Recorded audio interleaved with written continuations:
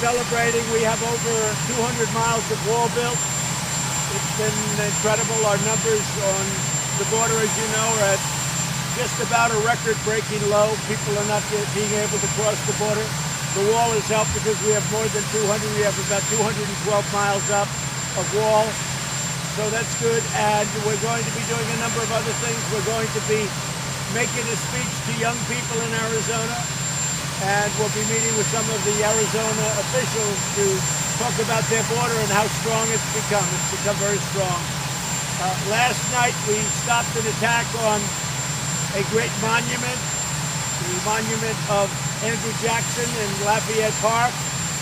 And I just want to thank law enforcement. They did a great job. We were working very closely with the White House Secret Service and some of our executives.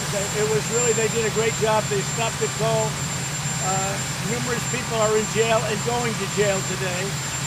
People are already there, but we're looking at long-term sentences under the Act. We have a very specific Monuments Act, and we are looking at long-term jail sentences for these vandals and these hoodlums and these anarchists and agitators, and call them whatever you want. Some people don't like that language, but that's what they are. They're bad people. They don't love our country, and they're not taking down our monuments. I just want to make that clear.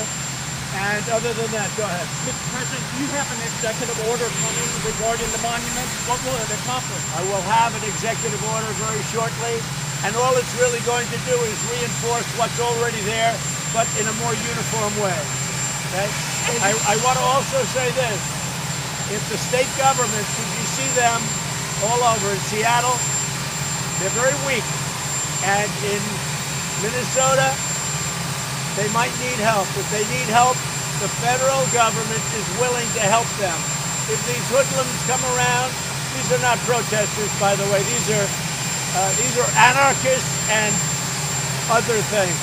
If these hoodlums come around, and if the states can't handle it, we are ready, willing, and able to help, as we did in Minnesota, where we stopped after 4 days. They finally called, and we did a great job with the National Guard. Mr. President, when you said you were Any changes at your campaign after the Oklahoma rally? Yeah, Hogan Gidley, not for that reason, because as you probably have heard, Fox had the highest ratings on a Saturday night in the history of Fox.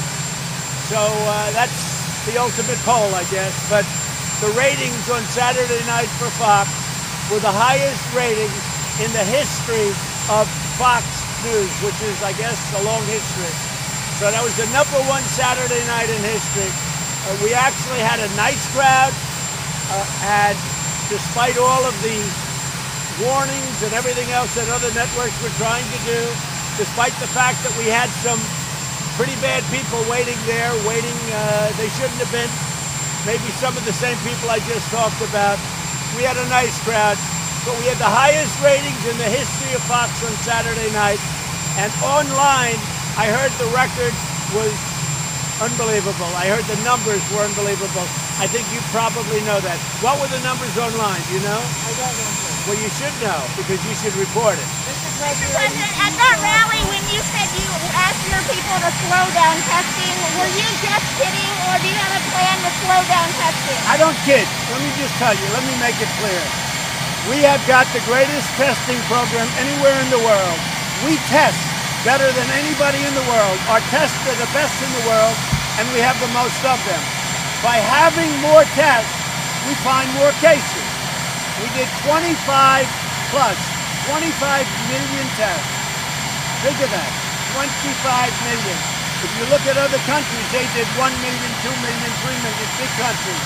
We did 25 million, way more by double, triple, quadruple any other country.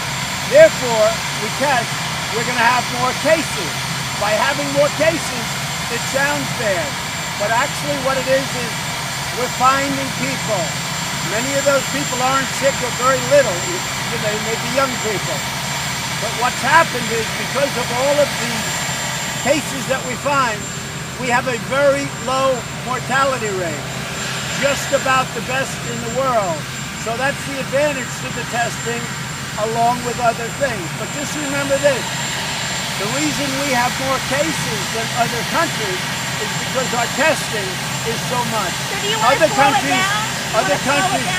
Listen, other countries do very little testing by comparison. So we're going to do this year, right now, up till yesterday, I think they told me, we're over 25 million tests. Other countries are at 2 million, 3 million. Here's what I say.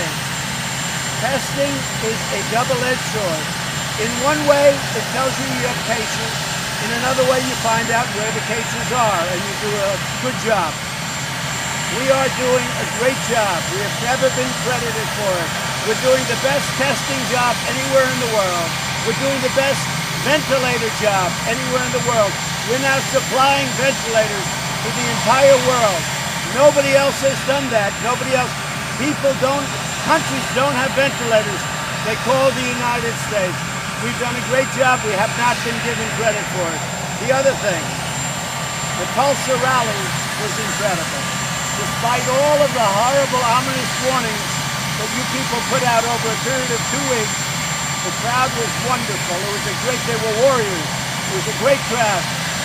But many of them stayed home and watched television. And what happened is Fox on Saturday night had the biggest rating in the history of Fox television.